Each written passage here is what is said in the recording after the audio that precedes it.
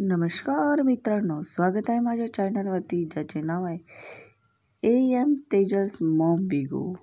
तर आजच्या या व्हिडिओमध्ये आपण पाहणार आहोत रामलल्ला अयोध्यामध्ये कसे वेगवेगळे चमत्कार करत आहेत। तर रामलल्लाने आपल्या डोळ्यांनी पलक झपकते केलेले आहे, हे भक्तांनी आणि पुजारींनी सुद्धा पाहिले आहे। तर मग संपूर्ण व्हिडिओ आपण जाणून घेऊया। अयोध्या राम मंदिर निर्माण झाले, पण सर्वांना मोठा चमत्कार झाला। होय, खरंच काय झाले?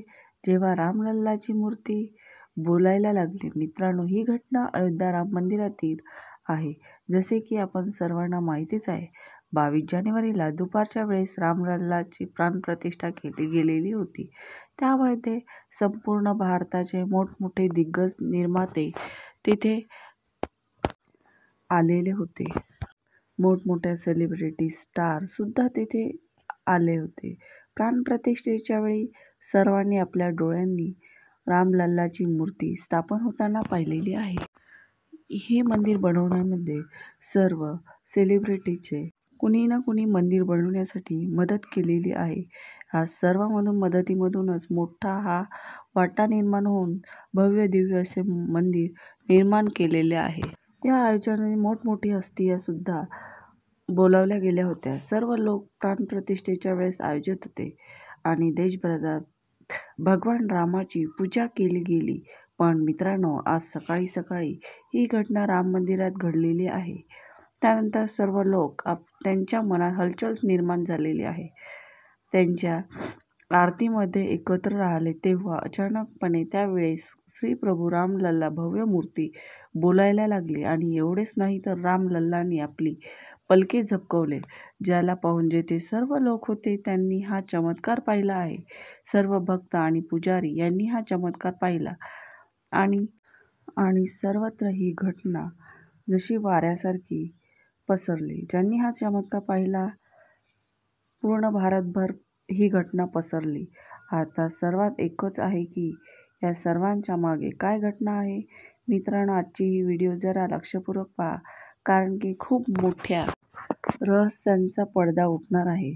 मित्रांनो, रामलल्लाची मूर्ती अरुण योगीराज द्वारा बनविली आहे, जे कर्नाटकचे एक मशहूर मूर्तिकार आहे, ज्यांनी खूप मोठमोठे भव्य मंदिरासाठी मूर्ती बनविली आहे। रामलल्लाच्या मूर्तीचे कार्य जसे की 3 मूर्तिकारांना दिले होते, पण त्या मूर्तिकारांना मोहिनी रूप दिले गेले होते आणि त्यातच त्यांच्या मूर्तीला लोकांनी पसंत केले गेले।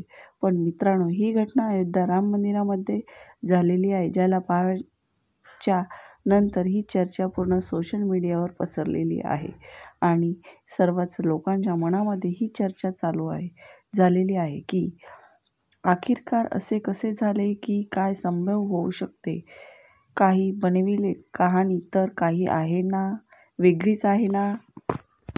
कुणी म्हणतात की राम मंदिर ही पूर्ण बनायला हवे होते, त्यानंतर रामलल्लाची प्राणप्रतिष्ठा गर्भगृहामध्ये प्रवेश द्यायला हवा होता। तर कुणाचे काही बोलणे तर कुणाचे काही असे बोलणे चालू आहे।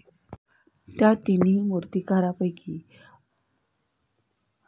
अरुण योगीराज द्वारा बनविलेली ही मूर्ती सिलेक्ट केलेली आहे। तर ते सुद्धा 8 दिवस तिथे राम मंदिरामध्ये होते।